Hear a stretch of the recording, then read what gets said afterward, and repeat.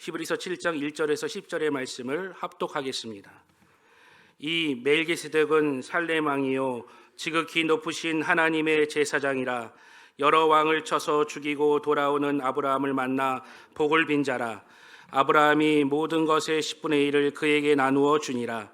그 이름을 해석하면 먼저는 의의 왕이요 그 다음은 살렘 왕이니 곧 평강의 왕이요 아버지도 없고 어머니도 없고 족보도 없고 시작한 날도 없고 생명의 끝도 없어 하나님의 아들과 닮아서 항상 제사장으로 있느니라. 이 사람이 얼마나 높은가를 생각해 보라. 조상 아브라함도 노략물 중 10분의 1을 그에게 주었느니라. 레위의 아들들 가운데 제사장의 직분을 받은 자들은 율법을 따라 아브라함의 허리에서 난 자라도 자기 형제인 백성에게서 10분의 1을 취하라는 명령을 받았으나 레위 족보에 들지 아니한 멜기세덱은 아브라함에게서 10분의 1을 취하고 약속을 받은 그를 위하여 복을 빌었나니 논란의 여지 없이 낮은 자가 높은 자에게서 축복을 받느니라. 또 여기는 죽을 자들이 10분의 1을 받으나 저기는 산다고 증거를 얻은 자가 받았느니라. 또한 10분의 1을 받는 레위도 아브라함으로 말미암아 10분의 1을 바쳤다고 할 수 있나니 이는 멜기세덱이 아브라함을 만날 때에 레위는 이미 자기 조상의 허리에 있었음이라. 아멘. 우리 예배하는 모든 성도님들에게 하나님의 크신 은혜와 복이 있기를 주님의 이름으로 축원합니다. 우리가 지난 주일에는 우리가 성찬 주일인데 우리가 함께 모이지 못하고 각 가정에서 예배를 드리게 됐습니다. 그래도 하나님의 은혜라 생각을 합니다. 우리가 가정에서 성찬을 뗄 수 있었다라고 하는 것. 그래서 우리 마음 가운데 성찬을 떼는 우리 가정이 하나님의 나라가 되기를 소망하고, 또한 우리가 각 처소에서 성찬을 뗐지만 그러나 성찬을 뗀 우리 모든 성도님들이 한 지체로 예수 그리스도를 중심으로 한 지체로 한 교회로 하나 되어짐을 고백할 수 있는 시간이 된 줄로 믿습니다. 교구장님이 성도님이 보내왔다 하면서 주신 편지가 있더라고요. 그래서 그 편지를 읽고 제가 참 감동을 받았는데요. 제가 신뢰가 되지 않는다면 제가 그분의 편지를 한번 읽어봤으면 하는 생각이 듭니다.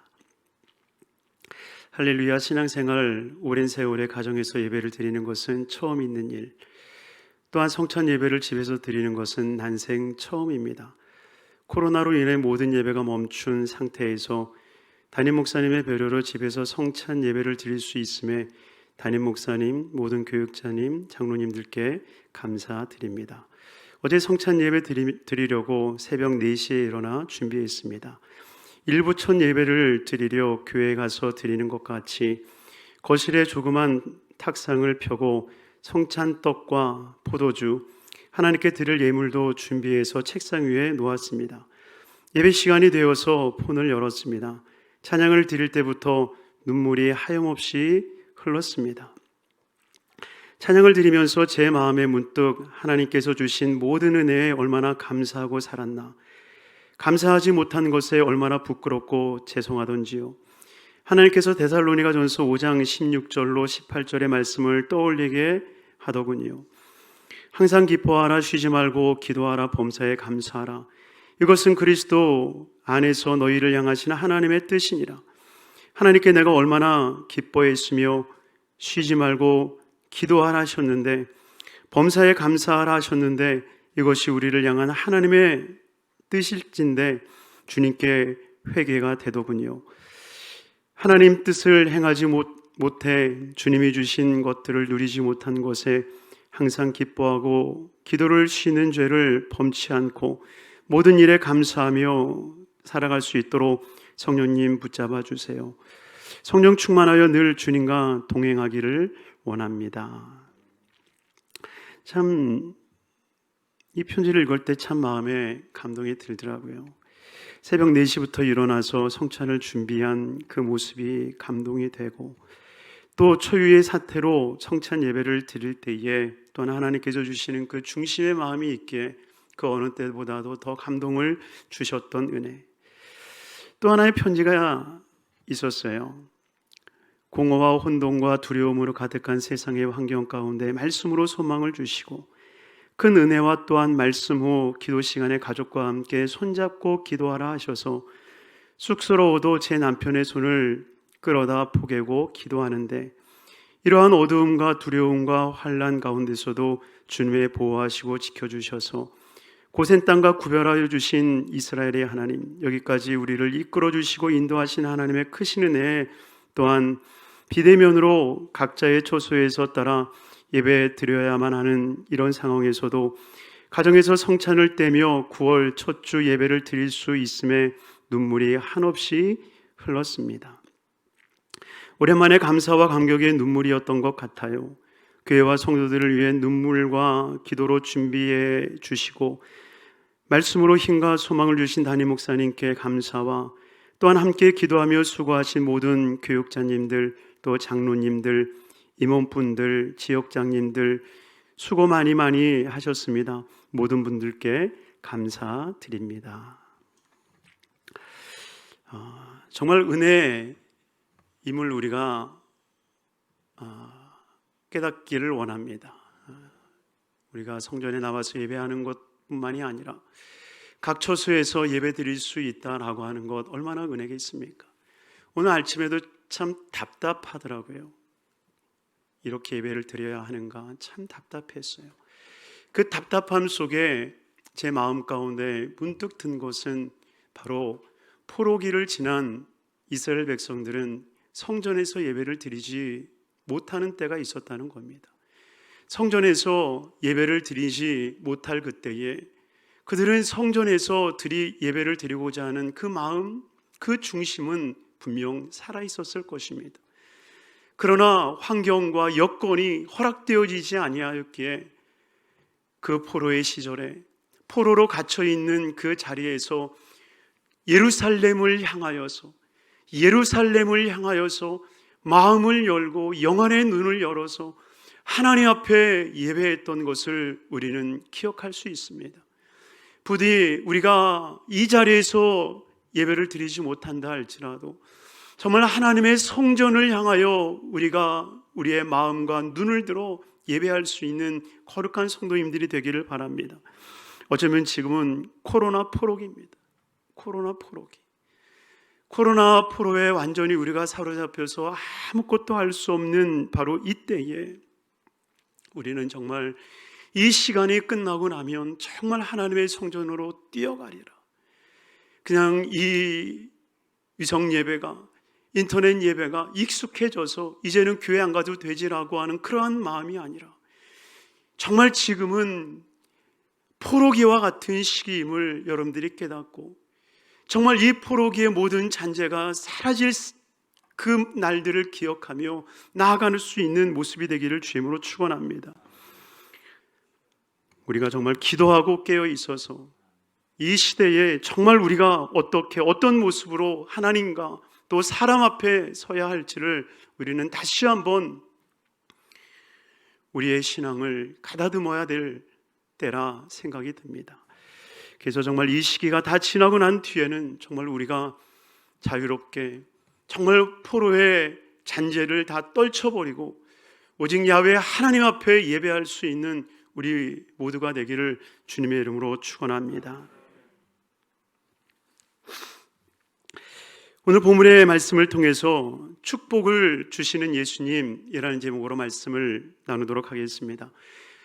지난 시간에 이어서 예수 그리스도께서 대제사장이 되어주신 것과 그리고 그 대제사장 되어주심에 대한 또 하나의 확증의 모습을 통하여서 바로 이 멜기세덱이라고 하는 이 앞전에 멜기세덱에 대해서 이야기를 하면서 그 히브리 사람들을 향해서 얘기하지 않습니까? 내가 더 이야기할 수 있지만 너희가 깨닫지 못함으로 인해서 얘기할 수가 없다라고 한탄하던 그가 다시 한번 이 7장을 통하여서 멜기세덱에 대한 이야기를 펼쳐가고 있습니다.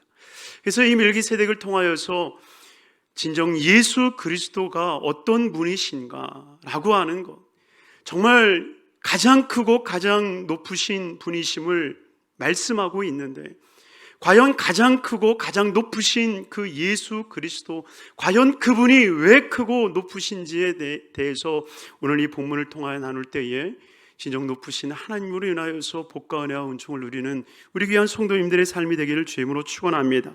오늘 1절 말씀은 이렇게 시작을 하고 있습니다. 이 멜기세덱은 살렘 왕이요 지극히 높으신 하나님의 제사장이라 여러 왕을 쳐서 죽이고 돌아오는 아브라함을 만나 복을 빈자라. 오늘 1절과 10절로부터 시작되어진 이 뒤에도 나와 있는 이 제사장에 대한 이 논증에 대한 서론이자 결론이자 결말입니다. 논지이자 결말입니다. 이 멜기세덱은 살렘 왕이요 지극히 높으신 하나님의 제사장이라 왕을 쳐서 죽이고 돌아오는 아브라함을 만나 복을 빈자라. 여기서 첫째로 우리가 눈여겨볼 수 있는 것은 멜기세덱은 살렘 왕이요 지극히 높으신 하나님의 제사장이라고 말합니다. 지난 시간에도 말씀을 드렸던 것처럼 구약에서는 왕과 제사장을 겸직한 사람은 단 한 명도 없었습니다. 왕 같은 제사장은 있었죠. 말이 좀 이상하기는 한데 왕이 없었을 때에 그러나 구약에서는 왕과 제사장직을 함께 했던 사람은 없습니다. 마치 모세와 아론이 함께 했던 것처럼 왕과 제사장은 하나가 아니었습니다. 그렇기 때문에 이스라엘의 왕들 중에서 이 제사장권을 탐내다가 결국 망한 사람들이 얼마나 많습니까? 우리가 지난 주일에 계속 살폈던 사무엘서에 나와 있는 사울이 대표적 인물 아닙니까? 왕으로서 하지 못할 그 제사장직을 감당하려다가 결국은 하나님 앞에 버림을 받게 됩니다. 또 누가 있습니까? 우시야 왕이 있잖아요. 그는 참 위대한 왕이었습니다. 참 위대하고 엄청난 종교의 개혁을 이루어가면서 하나님 앞에 큰 주목을 받았던 사람 중에 하나였습니다. 그런데도 불구하고 그 우시아가 하나님 앞에 이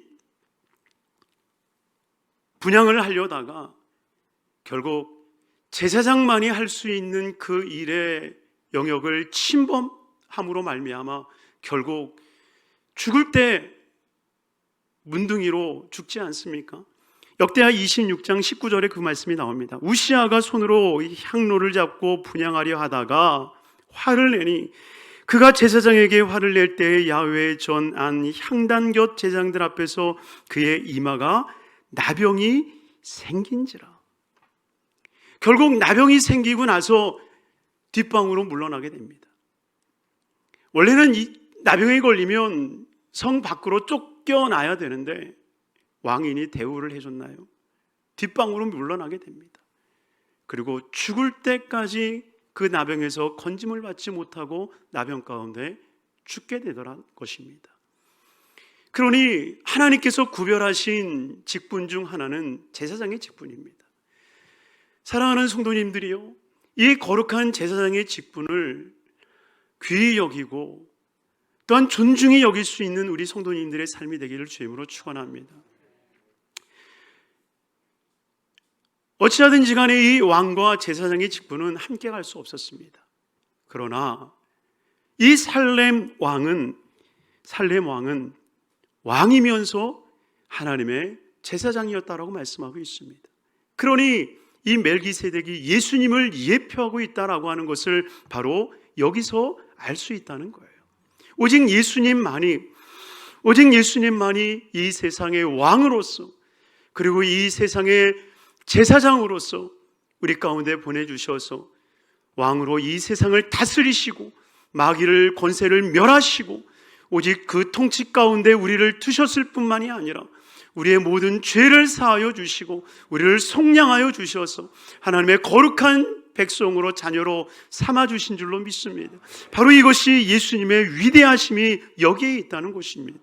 아무리 이스라엘 백성들이 위대하다 했던 아브라함도, 아무리 위대하다 이야기했던 모세도, 다윗도 그 영역 속에 거하지 못했다는 것입니다. 오직 예수님만이 그 영역에 이르게 되었다는 것입니다. 그러니 정말 우리는 이 거룩하신 예수님의 그 다스림, 통치 안에 있을 때에 정말 하나님의 권세 아래 평안한 삶을 누릴 뿐만이 아니라 예수 그리스도의 속죄의 대속으로 말미암아 하나님과 화평을 누리는 삶이 되는 줄로 믿습니다. 그래서 2절 말씀에 이렇게 이어나가는 겁니다. 2절 말씀 우리 함께 읽겠습니다. 아브라함이 모든 것의 10분의 1을 그에게 나누어 주니라. 그의 이름을 해석하면 먼저는 의의 왕이요 그 다음은 살렘 왕이니 곧 평강의 왕이요. 아멘. 여러분, 살렘 왕에 대한 이야기를 보세요. 살렘 왕이 도대체 누구냐? 살렘 왕이 도대체 누구냐? 그런데 그 이름을 먼저 해석해 보자는 거예요. 그 이름은 두 가지의 이름이 있다고 이야기를 합니다. 첫째는 무엇입니까? 의의 왕이라. 둘째는 무엇입니까? 평강의 왕이라. 근데 여러분, 우리는 이것을 너무나도 아무렇지 않게 이 말씀을 대할 수 있지만 당시 이 말씀을 듣고 있었던 바로 이 히브리 사람들, 유대 전통에 능통한 사람들, 하나님의 율법에 정말 능통한 그들이 이 말씀을 볼 때는 깜짝 놀랐을 거예요. 예배를 드리는 우리 교육자들조차도 깜짝 놀라지 않는데 우리 성도님들이 어찌 깜짝 놀라겠습니까? 근데 여러분, 의의 왕과 평강의 왕은요 절대로 공존할 수 없는 모습입니다. 왜냐? 구약에서의 의의 하나님은 언제나 등장하시느냐? 구약의 하나님, 의의 하나님은요 심판 때 임하십니다. 이스라엘 백성들이 죄를 짓고 난 뒤에 그 다음에 나타나시는 분은 누구시냐? 의의 왕인 거예요. 죄를 지었을 때 하나님은 참고 또 참고 참으시는 거예요. 참다가 이제는 안 되겠다 하고 하나님께서 폭파하실 때가 있죠. 그때 나타나는 것이 무엇이냐? 의의 하나님이신 거예요. 그러니 여러분, 하나님이 여러분들을 잠잠히 보실 때 정말 하나님 앞에 나아가는 삶이 되기를 주임으로 축원합니다. 꼭 매맞고 오시는 성도님들, 우리 여기는 없고 저쪽에는 있는데 매맞고 오지 마세요. 아파요.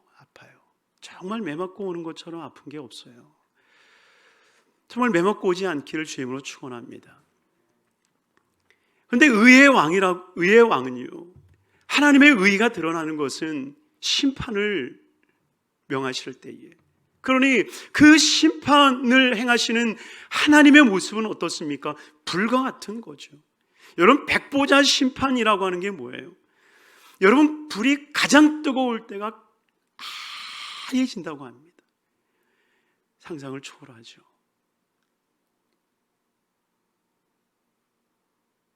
불타오르는 하나님의 심판을 이야기하신다는 겁니다. 그러니 이러한 심판 앞에 여러분이요, 평강이 있을까요? 의의 심판 앞에는요, 고통밖에 없는 거예요. 아픔밖에 없는 거예요. 물론 하나님이 심판하실 때 싸매어 주실 것을 알기 때문에 평화로우신 분도 계시겠죠. 정말 강적이십니다. 그러나 평화가 없어요. 그런데 왜 살렘 왕이라고 하는 예수 그리스도를 예표하는 그에게는 이 의와 평강이 공존할 수 있었겠는가? 왜 그렇습니까? 바로 예수 그리스도께서 모든 의를 뒤집어 쓰셨기 때문에, 예수님은 모든 심판을 자신이 뒤집어 쓰신 거예요. 백성들에게 가는 그 모든 진노와 그 모든 화를 예수 그리스도께서 막아내신 거예요. 그리스도의 거룩한 십자가로 말미암아 예수님께서 그 모든 저주와 사망과 그 아픔을 다 홀로 담당하신 거예요. 그러니 그 하나님의 의가 발하실 때에 오히려 그 모든 심판을 예수님이 담당하시니 백성들에게는 평강만이 있는 거죠. 우리가 고백하는 이사야 53장 5절의 말씀을 여러분들 기억하지 않습니까? 그가 찔림은 우리의 허물 때문이요 그가 상함은 우리의 죄악 때문이라. 그가 징계를 받음으로 우리가 평화를 누리고 그가 채찍에 맞음으로 우리가 나음을 받았느니라. 주님께서 상함과 찔림과 징계와 채찍에 맞으신 그 이유, 그것으로 인하여서 우리는 평화를 누리고 정말 우리의 모든 것들이 싸매어 치료받게 되어지는 이 놀라운 은혜를 선포하고 있다는 것입니다. 바로 이것이 복음의 진수인 거예요. 죄인이지만 그러나 예수 그리스도의 감당함을 통하여서 그 복음의 진리 앞에 나와서 내가 죄인입니다, 나로 인하여 죽으신 예수 그리스도를 바라보며 회개하고 통회하고 자복하며 정말 거듭나서 주님 앞에 새로워질 수 있는 그 은혜가 바로 복음임을 우리는 기억해야 됩니다. 그러니 우리는 하나님에게 얻어 터지고 변화되는 인생이 아니라 하나님이 주시는 은혜로 말미암아 회복되어지는 것임을 기억하시길 바랍니다. 이사야 53장 1절에서 5절까지 우리 함께 읽겠습니다. 그가 찔림은 우리의 허물 때문이요 그가 상함은 우리의 죄악 때문이라. 그가 징계를 받음으로 우리가 평화를 누리고 그가 채찍에 맞음으로 우리는 나음을 받았도다. 아멘. 그러나 우리는 다 양 같아서 그릇 행하여 각기 제 길로 갔거늘 야훼께서 우리의 모든 죄악을 그에게 담당시키셨도다. 그러니 그 은혜 가운데, 그 복음 안에 가운데 우리는 들어가는 거예요. 그리고 그 복음의 진수 가운데 들어간 심령은 변하지 않을래야 않을 수가 없는 거죠. 사랑하는 예수 그리스도께서 우리를 위해서 홀로 그 저주를 짊어지셨을진데 그 복음의 진수를 안다고 한다면 우리는 변화되지 않을래야 않을 수 없다는 것입니다. 그 거룩한 복음의 진수 속에 들어가는 우리 거룩한 삶이 되기를 주임으로 축원합니다. 그러면서 그분에 대한 이야기를 이렇게 3절에 이어갑니다. 우리 히브리서 7장 3절 같이 읽도록 하겠습니다. 아버지도 없고 어머니도 없고 족보도 없고 시작한 날도 없고 생명의 끝도 없어 하나님의 아들과 닮아서 항상 제사장으로 있느니라. 아멘. 여러분, 실상 이 멜기세덱에 대해서는 분분한 이 의제가 있었습니다. 도대체 이 멜기세덱이라고 하는 것이 실존 인물이겠느냐라고 하는 거죠. 과연 이 멜기세덱이라고 하는 것이 실존하는 인물이냐? 성경에도 보면 멜기세덱에 대한 이야기가 참 안 나옵니다. 창세기 14장에 한번 등장을 하고, 그리고 시편 110편 말씀에 멜기세덱의 반차를 따라서 하나님이 세우시는 그 은혜의 말씀을 이야기를 합니다. 그러니 멜기세덱에 대한 이야기가 없는 거예요. 근데 그때였던 이 유대인들이 성경에 대한 이야기들을 살펴볼 때에 이 등장하지 아니한 이 멜기세덱, 자세히 등장하지 아니하는 이 멜기세덱, 도대체 그가 누구냐라고 하는, 그래서 이 쿰란 공동체에서는 이 멜기세덱에 대한 이 연구가 굉장히 깊이 이루어졌다라고 얘기를 합니다. 그래서 이 히브리서를 쓸 때에, 편지를 쓸 때에 멜기세덱에 대한 이야기를 던지는 순간 그들이 맞아라고 여길 수 있다라고 하는 거죠. 전혀 멜기세덱에 대한 관심이 없던 사람에게 멜기세덱은 이라고 얘기를 했다고 한다면 그들이 관심을 갖겠습니까? 아프리카는 했을 때 아프리카에 아짜도 관심이 없는 사람들은 그게 왜? 그게 뭐? 아무런 관심이 없죠. 근데 내 가족 중 아프리카로 선교 가신 분이 있어서 아프리카에 관심을 갖던 차에 아프리카에 대한 이야기를 들으면 어떻습니까? 우리의 귀한 눈이 쏠리게 돼 있는 거죠. 마찬가지라는 거예요. 멜기세덱이라고 하는 이 사람은 실존하는지 실존하지 않는지, 마치 아버지도 없고 어머니도 없고 족보도 없고 시작도 없고 끝도 없는 이 모습 속에 과연 그가 실존하는 인물이었겠느냐라고 하는 그 논쟁들이 벌어졌을 때에 정말 그를 깊이 보면서 살렘 왕이 어디였을까? 도대체 살렘 왕이라고 했는데 도대체 살렘이라고 하는 곳이 진짜 있었겠는가? 여러 연구들이 있었던 거죠. 그러니 그들의 결론이 뭐였겠습니까? 실존한다, 아니면 의미적 존재이다. 여러분, 무엇을 여러분들은 택하실랍니까? 저는 이 멜기세덱은 실존이라 저는 확신합니다. 마치 예수님과 너무 흡사하지 않습니까? 예수님의 이전도 없고 이후도 없습니다. 이전 이유가 없다라고 하는 것은 영존하신다라고 하는 뜻이에요. 시작도 없고 끝이 없다라고 하는 것은 알파와 오메가가 되시는 영존하시는 하나님이시다라는 것입니다. 아버지도 없고 족보도 없다라고 하는 것은 스스로 존재하시는, 누구로 인해서 존재케 되는 분이 아니라 스스로 존재하시는 야훼시라는 것입니다. 그러니 바로 그 실존하시는 예수 그리스도, 그분을 발견하기 시작하는 거예요. 여러분, 구약의 은혜가 무엇입니까? 여러분, 구약의 은혜라고 하는 것은요, 다른 것 아니에요. 한때 기독교 이 공동체에서는요, 구약은 이미 율법이요 예수님으로 완성되었으니 구약을 없는 책으로 여긴 때가 있었습니다. 잠깐이었고 이 일부였지만, 그러나 기독교 역사 속에서 잠시 일부 가운데 구약 성경을 배제해버린 때가 있었습니다. 그럼에도 불구하고 이 구약 성경이 왜 우리에게 필요합니까? 마치 예수 그리스도께서 비유를 통해서 하나님 나라를 이야기하지 않습니까? 땅에 씨 뿌리는 비유를 통해서, 겨자씨 하나가 큰 나무가 되어지는 비유를 통해서, 마치 밭에서 이 금은보화를 캐내어 다시 그것을 묻고 그 땅을 사는 사람과 같이 예수님이 비유를 통하여서 하나님의 나라를 구체화하시듯 우리의 인생이 알 수 없는 그 하나님의 나라 예수 그리스도의 그 구체적인 모습을 바로 이 구약 성경을 통해서 우리에게 알려주셨다라고 하는 겁니다. 그러니 이 거룩한 성경을 통하여서 우리는 예수님을 볼 수 있어야 되고요, 단순히 이야기거리를 찾거나 역사적 사실을 캐내거나 단순히 윤리와 도덕을 가르치기 위한 책이 아니라 정말 복음이 담겨져 있는, 그 복음의 거룩한 진수가 담겨져 있는 거룩한 말씀으로 우리는 대해야 된다는 것입니다. 그러니 여러분, 이 구약 성경은요, 예수님을 발견하는 훈련소와 같은 거예요.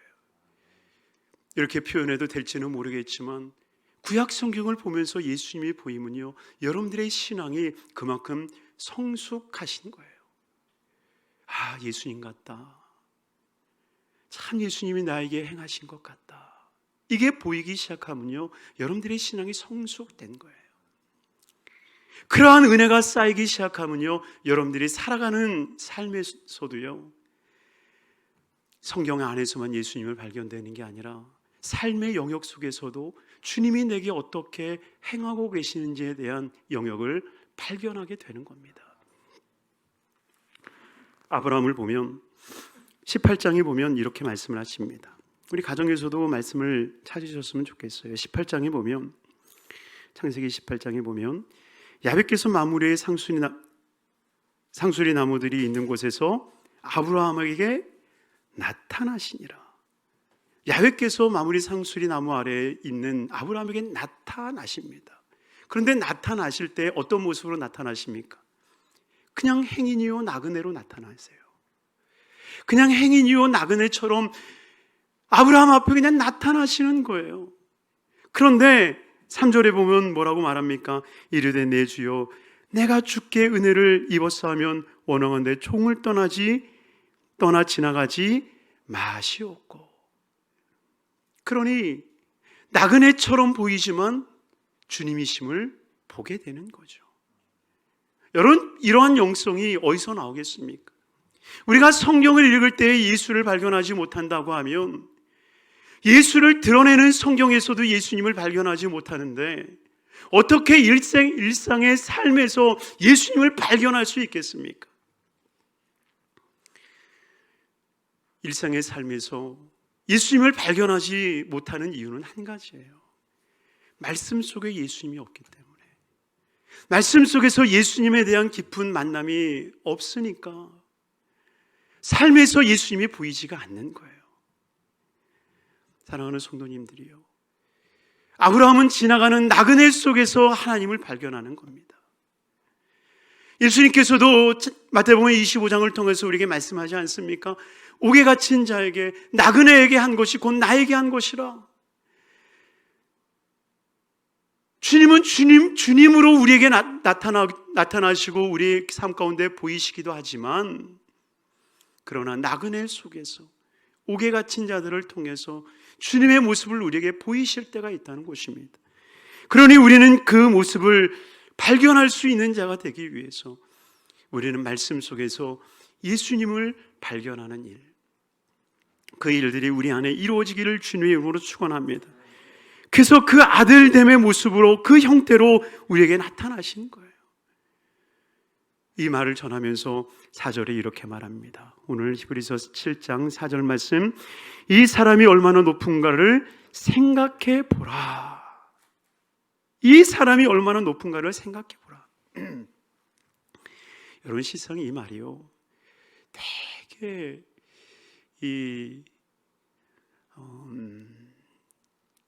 여러분, 누가 예수님이 높지 않은 걸 압니까? 그렇잖아요. 예수님이 높은 거 누가 몰라요? 예수 믿는 사람이면 예수님이 제일 높다는 거 알잖아요. 근데 히브리인들에게 이 사람이 얼마나 높은가를 봐라, 얼마나 답답하면 이런 직설적 이야기를 했겠습니까? 여러분, 사실은 하나님은요, 직설적으로 얘기하시는 분이 사실은 아니세요. 굉장히 우회적으로 말씀하시고요. 우리 교제하다가 보면 그래요. 목사님, 저는요 노골적으로 얘기하는 사람입니다. 직설적으로 얘기하는 사람입니다. 여러분, 그거 좋은 거 아니에요. 혹시 이 방송 듣고 있다가 목사님 나한테 얘기하네, 누가 그렇게 생각하지 마시고요. 사실 그런 화법은 굉장히 좋은 화법은 아닙니다. 직접적으로 얘기해야 알아듣는 것은 참으로 답답한 일입니다. 이 사람이 얼마나 높은지를 생각해봐라. 당연히 높은 그 일들을 생각하라 제시하는 자체가 정말 어린아이를 다루는 것을 보여주고 있다는 겁니다. 얼마나 높은가를 보아라. 조상 아브라함도 노략물 중 10분의 1을 그에게 주었으니, 여러분, 실상 우리가 하나님을 정말 높은 분으로 대하고 있는가? 여러분, 정말 우리가 우리의 신앙을 돌아볼 필요가 있음을 여러분 깨달아야 됩니다. 우리의 신앙의 모습을 보면요, 우리 아무리 문화고 아무리 세대지만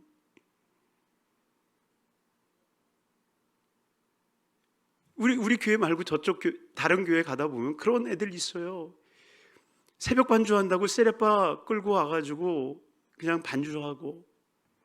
여러분, 하나님 앞에 나오는데 그럴 수 있나요? 여러분, 그럴 수 없는 거예요. 그럴 수 없는 거예요. 아무리 세대가 변한다 할지라도 그럴 수 없는 거예요. 그럴 수 없는 거예요. 이사야 1장 4절에 보면, 슬프다 범죄한 나라요, 허물진 백성이요, 행악의 종자요, 행위에 부패한 자식이로다. 그들이 야훼를 버리고 이스라엘의 거룩한 일을 만홀히 여겨 멀리하고 물러갔도다. 여러분, 여기서 만홀히 여겼다라고 하는 게 뭔지 아십니까? 무심하고 소홀히 여겼다라고 하는 거예요. 저는 해마다 국가 조찬 기도에 초청을 받아서 갑니다. 코엑스에 가보면 한 2,000명이 모여 있으니까 뭐 대통령을 직접 만나보는 건 아니지만, 그러나 2,000명 들어가는 그 자리에 한 귀퉁이에서 이렇게 봐요. 근데 그 대통령하고 예배 드릴 때요, 쓰레빠 끌고 오는 사람은 한 명도 없더라고요. 다 양복에 넥타이 매고요. 다 여성들은 양장을 입고요. 혹시나 스칠 그 대통령 얼굴 앞에 설까봐 화장을 넘어서 분장에 이르는, 대통령 들어오기 전 30분 전에 다 들어와 있었어요. 그때부터는 화장실도 못 갑니다. 개미 새끼 하나가 움직이지 않아요. 대통령이 들어오면 일제히 일어나서 그를 맞이하고 앉아서 예배합니다. 첫 해 제가 거기에 초청을 받았을 때는 하나님 앞에 예배하는 게 아니라 대통령한테 예배하는 거네. 그러고 제가 화를 내고 끝까지는 앉아있고 나왔습니다. 그 다음에 안 가고 싶었어요. 그러나 나라를 위해서 기도하자 하는 마음으로 갔는데, 제가 두 번째, 세 번째 가면서 그런 마음이 들었어요. 정말 우리가 하나님 앞에 예배를 드릴 때 이렇게 예배를 드려야 되지 않을까? 아이들을 이끌고 와서 예배를 드릴 때에도 정말 높으신 하나님 앞에 예배하는 그 높으신 하나님이 지금 내 앞에 계시는 그 거룩한 모습 앞에 예배할 수 있는 자녀로 키워야 되지 않겠는가? 근데 우리 아이들을 데려오면 습관적으로 핸드폰 주고 뽀로로 보게 하면서 본인만 예배를 드리면 된다고 얘기를 합니다. 여러분, 저는 그 신앙이 바뀌었으면 좋겠어요. 정말 하나님 앞에 나와 예배할 수 있는 그 높고 크신 하나님을 어떻게 우리가 만홀히 여길 수 있겠습니까? 만홀히 여기지 않았으면 좋겠어요. 정말 최고의 모습으로. 제가 아는 한 장로님은 토요일마다 이발소를 가시더라고요. 저도 그렇게는 못 가거든요. 워낙 머리 깎는 거를 싫어하기 때문이기도 하지만 일주일에 한 번씩 장로님은요 이발소를 가요. 내일 주일인데 하나님을 배웠고 예배 드리는데 내가 예쁘게 가야지. 얼마나 일주일에 한 번씩 이발소를 가서 단정하게 하고 주일이면 교회 와서 예배를 드리신, 내가 그분 장로님을 참 존경했어요. 여러분, 우리는 하나님 앞에 예배하고 하나님 앞에 나아갈 때에 그 존귀함을 가져야 됩니다. 얼마나 높으신지를, 정말 얼마나 귀중한 분이신지를 우리는 아는 삶이 되어야 됩니다. 그러면서 5절에 이렇게 말씀하고 계세요. 레위의 아들들 가운데 제사장의 직분을 받은 자들은 율법을 따라 아브라함의 허리에서 난 자에게도 자기의 형제인 백성에게 10분의 1을 취하라 명령을 받았으나 6절 레위 족보에 들지 아니한 멜기세덱은 아브라함에게 10분의 1을 취하고 약속을 받은 그를 위하여 복을 빌었나니. 7절까지도 읽어보면 논란의 여지 없이 낮은 자가 높은 자에게 축복을 받느니라. 결국 이 논지 속에 두 가지를 이야기를 합니다. 이 5절로부터 시작해서 10절에 이르는 이 6절의 말씀을 통해서 11조에 대한 원리를 보여주십니다. 그러나 단순히 11조만을 이야기하는 것이 아님을 기억하시길 바랍니다. 이 11조를 통하여서 하나님이 얼마나 높으신지에 대한 이야기와 더불어서 그 높으신 하나님 앞에 우리가 어떤 모습으로 그의 경외함을 표하며 또한 하나님께서 그 경외하는 이에게 어떤 일들을 행하시는지에 대한 이야기를 이 말씀 속에서 보여주고 계신다라고 하는 겁니다. 여러분, 이 5절 말씀에는요, 아브라함이 이 멜기세덱에게 11조를 드렸다라고 표현하지 않고요, 뭐라고 표현합니까? 10분의 1을 취하니라 라고 말씀하고 있습니다. 취했다. 그 10분의 1을 취했다. 마치 마가복음 12장에 보면 예수님께서 이 포도원의 비유를 하시지 않습니까? 포도원을 만들고 세를 주고 타국에 갔더니 얼마의 세를 받고자 하여 라고 말씀하십니다. 주인이 종에게 받는 것은 당연한 일이에요. 종이 주인에게 인심 쓰듯 드리는 것이 아니다라고 하는 것입니다. 세를 드리는 것은 주인이 그 세를 취하는 거예요. 내 것을 내 것으로 취하는 겁니다. 그러니 아브라함이 선을 베풀어서 멜기세덱의 10분의 1을 드린 것이 아니라 하나님이 그것을 취하신 거예요. 왜? 이 창세기 14장을 통하여서 아브라함이 그돌라오멜과 싸워서 연합군을 쳐서 이기고 돌아올 때에 멜기세덱을 만나서 그에게 10분의 1을 드렸다라고 창세기는 표현하지만, 그러나 결국 그 싸움으로 돌아가 보면 그 싸움의 승리가 이스라엘의 승리, 아브라함의 승리였냐라고 하는 겁니다. 316명으로 인하여서 과연 그 연합군, 그돌라오멜의 그 강력한 연합군, 그 소돔의 연합군들이 7족속이었습니다. 그 연합족속도 그돌라오멜을 치지 못하고 패하여서 포로로 끌려갔는데 아브라함의 그 316명이 그돌라오멜을 칠 수 있는 능력이 있었다고 생각합니까? 아니요, 없죠. 아브라함은 너무나도 잘 아는 겁니다. 그러기에 그것이, 그 승리가 야훼 하나님의 것이요, 이 모든 것을 취할 수 있었던 것이 하나님의 은혜였음을 바로 알게 되었다는 것입니다. 그러기에 드린 것이 아니라 취하신 거예요. 이것은 이 모든 것이 하나님으로부터 왔으며 하나님의 승리라고 하는 것입니다. 사랑하는 우리 귀한 성도님들이요, 여러분들이 11조를 드릴 때 하나님 앞에 선심 쓰듯 드리지 않기를 바랍니다. 정말 우리는요, 어떤 분은 그러시더라고요. 목사님은 11조 설교 안 해서 참 좋아요. 제가 그 이야기를 듣고 이게 좋아할 일인가 라는 생각을 한 적이 있습니다. 여러분이요, 10의 1을 드려야 된다라고 저는 지금 얘기하는 게 아니에요. 여러분의 10의 10이 하나님으로부터 왔다는 것을 인정해야 된다라고 하는 거예요. 아브라함은 그것을 인정해 드린 거예요. 지금 이 멜기세덱을 통하여서 이야기하는 것은 바로 그것을 이야기하는 거예요. 그래서 저는 여러분들이 10의 10을 하나님의 것으로 인정할 수 있는 삶이 되기를 바랍니다.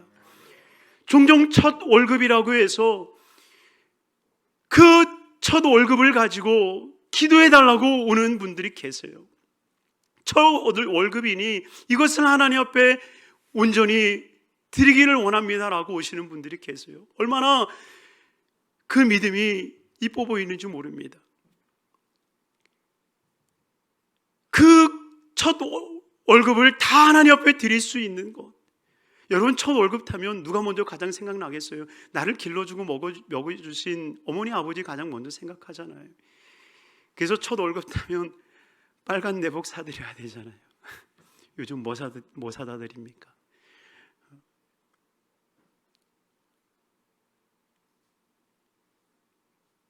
자기가 첫 월급 탔으니까 친구들한테도 한턱 내야 되고요. 첫 월급 탔으니까 자기에게도 기특하다, 자기 스스로에게도 선물해야 되고요. 근데 그것을 다 하나님 앞에 올려드릴 수 있는 것은 무엇 때문입니까? 모든 것이 하나님으로부터 왔음을 인정하고 고백하는 거예요. 이것이 11조의 삶임을 기억하시길 바랍니다.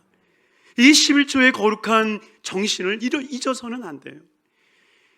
계속 꼭 와서 물어보는 분들이 계세요. 목사님, 새해 전 11조입니까? 새해 후 11조입니까? 그러면 저는 속으로만 얘기합니다. 새해 전 드리든 새해 후 드리든 너 같은 마음으로 드리면 하나님 안 받으셔. 여러분, 왜 그 갈등을 합니까? 하나님이 주신 그 은혜를 헤아리며 너무너무 감사해서 하나님 앞에 드려지는 것인데, 사랑하는 성도님들이요, 정말 하나님 앞에 정말 이 거룩한 11조의 생활 속에서 이 모든 것이 하나님의 것입니다라고 하는 것을 인정할 수 있는 거룩한 삶이 되기를 바랍니다. 한때는 조용기 목사님이 그런 말씀도 하셨어요. 하나님은 믿는 사람들에게만 11조를 받는 게 아니라 믿지 않는 사람한테도 11조를 받으신다. 저는 그 말이 이해가 되지는 않았어요. 근데 여러분, 살다 보니까 그것이 이해가 되지 않던가요? 믿지 않는 사람들이 그 11조가 정말 밑빠진 독에 물을 붓듯 부어지는 것을 경험하지 않습니까? 어떤 분이 그런 간증을 하시더라고요. 은퇴를 하면서 본인이 한 번도 11조를 드린 적이 없는데 11조를 안 드리고 악착같이 모은 나나 11조 드리고 열심히 봉사하고 헌신하는 그 사람이나 내가 비교했을 때 사람의 수치로는 분명히 자기가 더 잘 살아야 되는데 똑같은 모습을 보면서 이 양 똑같을 거 나도 드릴 걸 이라고 하는 후회감이 든다고 하는 이야기를 하신 분이 계셨어요. 우리는 단순히 11조를 하나님 앞에 복을 받는 도구로 사용해서도 안 되고요. 정말 하나님이 우리에게 주신 모든 은혜를 생각하며 정말 그분의 영광을 돌릴 수 있는 삶, 이것이 바로 우리네 삶이 되어야 할 줄로 믿습니다. 그러기에 그 11조를 취했다라고 말씀을 하시면서 6절에 뭐라고 말합니까? 약속을 받은 그를 위하여 복을 빌었나니. 결국 이 거룩한 11조의 행위는 약속받은 이들에게 나타나는 믿음의 거룩한 모습이라는 것입니다. 정말 그 약속을 받은 이가 하나님 앞에 약속을 받은 이로부터 시작되어진 이 11조의 거룩한 신앙의 모습들, 바로 그것이 약속받은 일을 이가 행하는 믿음의 모습 앞에 주님은 그를 위하여 복을 빌었느니라. 할렐루야. 복을 빌었느니라. 여러분, 약속받은 이들에게 반드시 필요한 게 뭔지 아십니까? 복 빌어주는 일들이 있어야 된다는 거예요. 나 약속 받았으니까 끝, 이게 아니에요. 여러분, 그래서 창세기 18장이 굉장히 중요한 겁니다. 이미 창세기 12장을 통해서 하나님 앞에 약속은 받았어요. 아브라함이 약속은 받았어요. 그런데 그 약속을 받고 난 뒤에 18장에 가서야 비로소 부지중에 찾아왔던 그 나그네를 통해서 주님을 영접하는 순간 그들이 아브라함에게 복을 빌어주는 거예요. 그리고 결국 그들이 빌었던 그 복을 통하여서 결국 아브라함이 자녀를 낳는 그 축복과 기적을 경험하지 않습니까? 그러니 이 멜기세덱이 복을 빌었다. 여러분, 우리 순복음의 영성 중에 하나가 정말 가까워 다니며 신방한 것 아니겠습니까? 신방하며 우리 교육자님들이 우리 성도님들을 정말 축복한 것 아니겠습니까? 왜냐하면 제사장이 가지는 두 가지의 사역, 첫째는 모든 백성들의 죄를 사하여 주는 것, 그리고 또 한 가지는 모든 백성들에게 복을 빌어주는 것. 바로 이 두 가지의 직분을 가졌는데 민수기 6장 22절에 말씀하고 계세요. 야훼께서 모세에게 말씀하여 이르시되 아론과 그의 아들들에게 말하여 이르기를 너희는 이스라엘 자손을 위하여 이렇게 축복하라. 야훼는 내게 복을 주시고 너를 지키기를 원하시며 야훼는 그의 얼굴을 내게 비추사 은혜 베푸시기를 원하며 야훼는 그 얼굴을 내게로 향하여 드사 평강 주시기를 원하노라 할지니라. 복을 빌어주는 거. 왜? 27절에 나와 있는 것처럼 그들은 이같이 내 이름으로 이스라엘 자손에게 축복할지니 내가 그들에게 복을 주리라. 복을 주리라. 그러니 주님께서는 우리에게 무엇을 받으시기를 원하시는 것이 아니라 우리가 만군의 야훼 하나님 앞에 무엇을 드릴 수 있겠습니까? 주님이 우리에게 무엇을 요구하시겠습니까? 오직 주님은 우리에게 축복을 빌어주는 자리를 원하고 계신다라고 하는 거예요. 그래서 창세기 28장에 보면 여기 계십시오, 여기 계십시오. 그리고 돌아가서 음식을 만들어 그 앞에 드렸을 때 바위에서 불이 솟아나서 결국 그것을 사르며 하나님이 받으시는 제물로 삼으시지 않습니까?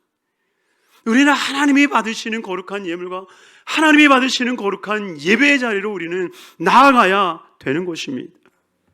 그래야 할 때에 하나님께서는 우리에게 반드시 복을 주시는 거예요. 여러분, 우리 창세기 32장을 한번 찾아볼까요? 창세기 32장 26절 말씀을 보면 야복의 야복강에서 하나님과 씨름하는 장면이 나옵니다. 26절, 창세기 32장 26절 같이 한번 읽겠습니다. 그가 이르되 날이 세려하니 나로 가게 하라. 야곱이 이르되 당신이 내게 축복하지 아니하면 가게 하지 아니하겠나이다. 여러분 보세요. 야곱의 삶의 변화가 어디서부터 일어납니까? 분명히 야곱도 하나님 앞에 약속을 받은 자예요. 이미 베델에서 돌베개를 베고자 할 때 하나님의 약속이 임한 사람이에요. 그리고 그 약속이 임하였을 때에 그는 약속의 자녀로서 살아가죠. 그러나 뭐가 없는 거예요? 축복이 없는 거예요. 아브라함의 그 원리를 야곱은 아는 겁니다. 그러니 자기에게 축복을 빌어줄 사람을 기대하고 있었을진데 없는 거예요. 누가 빌어줄 수 있습니까? 자기보다 높은 사람만이 그 복을 빌어줄 수 있고 복을 줄 수 있는데 자기보다 높은 사람을 보지 못한 거예요. 실상 교만이라는 게 그거거든요. 실상 교만은 나보다 높은 사람을 보지 못하면 교만이 생길 수밖에 없는 거예요. 다 내 아랫사람으로 보는 거죠. 그러니 가르치려 하는 거고. 그러나 야곱은 주님을 만나는 겁니다. 주님을 만나서 그 주님으로 인하여서 축복을 받는 거예요. 당신이 내게 축복하지 않으면 당신을 놓아줄 수 없습니다. 여러분들이 약속을 받으셨습니까? 그러면 축복을 받아야 돼요. 정말 축복을 받는 삶이 되셔야 돼요. 바로 그 축복을 받고 난 뒤에 자기 형 에서를 만나 자기의 것을 나누고, 그리고 하나님의 지시한 땅 그 베델에 올라가서 하나님의 거룩한 12지파를 이루는 삶의 모습을 보이고 있다는 것입니다. 그러니 저희 여러분들도 하나님의 약속이 있는 삶으로서 하나님의 축복을 받는 거룩한 삶이 되기를 바랍니다. 그래서 오늘 본문 7장 7절에 나와 있지 않습니까? 논지의 여지 없이 낮은 자가 높은 자에게 축복을 받느니라. 낮은 자가 높은 자에게 축복을 받느니라. 결국 우리보다 높으신 분은 예수 그리스도이신 거예요. 그러기에 예수 그리스도께서 우리에게 축복을 주시며 그 축복을 우리는 받아 누리는 삶이 되는 줄로 믿습니다. 그러니 다른 이들에게 축복을 빌지 않기를 바랍니다. 여러분보다 이 세상에 높은 이가 누가 있겠습니까? 우리는 만군의 야훼 하나님의 자녀된 자로서 그 권세를 받은 백성들입니다. 그러니 이 세상을 다스리고 정복하고 번성케 하는 것이 우리 믿는 이들의 삶 아니겠습니까?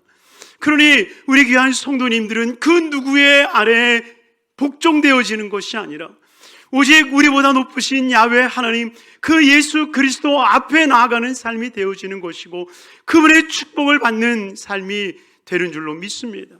그러니 주님으로 인하여서 축복받으시길 바랍니다. 주님이 예배의 자리를 통하여서 내가 너에게 복을 주노라, 내가 너에게 복을 주노라, 주님의 이 거룩한 축복이 임하는 예배의 자리요 은혜의 자리가 되기를 주님의 이름으로 축원합니다. 바로 그 축복이 빌어지는 그 자리에 바로 그 성도님들의 삶에 하나님의 언약이 성취되어지는 역사와 기적이 있는 것입니다. 주님은 우리보다 높으신 분이십니다.